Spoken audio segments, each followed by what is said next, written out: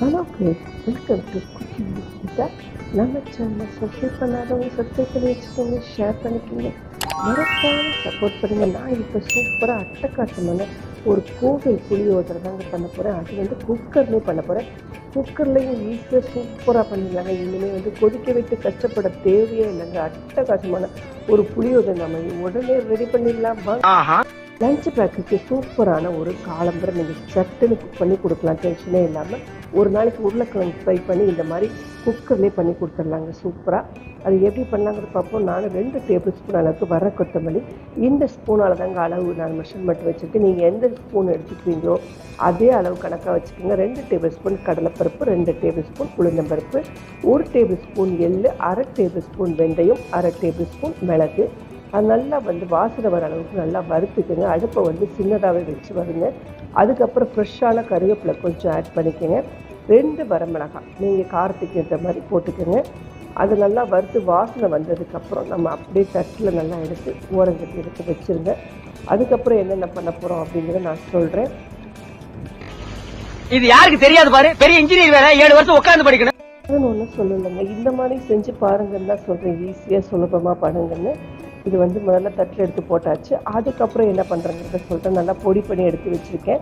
அது கொஞ்சம் குறக்குறப்பாக இருந்தால் நல்லாயிருக்கும். நல்லெண்ணெய் விட்டே பண்ணுங்க, அப்போ தான் வந்து சூப்பராக டேஸ்ட்டாக இருக்கும். நல்லா கடுகையும் தாளித்து கொட்டிட்டு அதுக்கப்புறம் கடலைப்பருப்பு தாளித்து கொட்டிடுங்க. உளுந்தம்பருப்பு எல்லாமே 1 டேபிள் ஸ்பூன் அளவுக்கு போட்டுட்டு முந்திரி பருப்பு இது உங்களுக்கு விருப்பம் இருந்தால் நீங்கள் போடுங்க, இல்லாட்டினா நீங்கள் கட் பண்ணிவிடுங்க. நிலக்கடலை, அதுக்கப்புறம் கருவேப்பிலை, வரமிளகாய் எல்லாத்தையுமே போட்டு நல்லா வந்து வரமிளகாய் நல்லா காரசாரமாக வேணும் அப்படின்னா நீங்கள் 5-6 மிளகாய்க்கு மேலே போட்டுக்கோங்க. மஞ்சப்பொடி, ஃப்ரெஷ்ஷான கருவேப்பிலையும் போட்டு நல்லா வதக்கி விட்டுட்டு பெருங்காயத்தூளையும் போட்டுருங்க.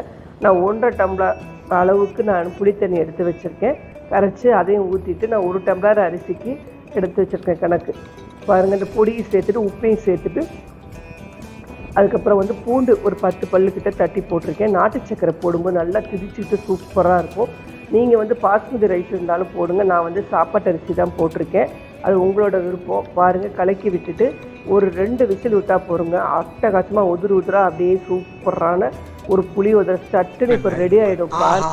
ஒன்று குடித்தாங்கய்யா பாருங்கள், இப்போ ஓப்பன் பண்ணி பார்த்தோம்னா சூப்பராக அப்படியே அறுசுவையான ஒரு அட்டகாசமான ஒரு புளியோதரை ரெடி ஆகிடுச்சு.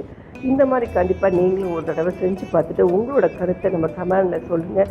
மறக்காமல் நம்ம சேனலை சப்ஸ்கிரைப் பண்ணி வச்சுக்கோங்க. கண்டிப்பாக சூப்பரான ஒரு அருமையான சமையல் தான் நான் சமைச்சு காட்டுவேன். உங்களுக்கு கண்டிப்பாக பிடிக்கும். அதாவது எல்லாருக்கும் தெரியாதுன்னு ஒன்றும் சொல்லலை, எனக்கு தெரிஞ்சதை நான் உங்கள்கிட்ட ஷேர் பண்ணிக்கிறேன். அது உங்களுக்கு யூஸ்ஃபுல்லாக இருந்தால் நீங்கள் செஞ்சு பாருங்கள். பிடிச்சிருந்தா நம்ம சேனலை சப்ஸ்கிரைப் பண்ணிக்கோங்க. நம்ம அடுத்த நல்ல ரெசிபி பார்க்கலாம். அது வரைக்கும் டாடா.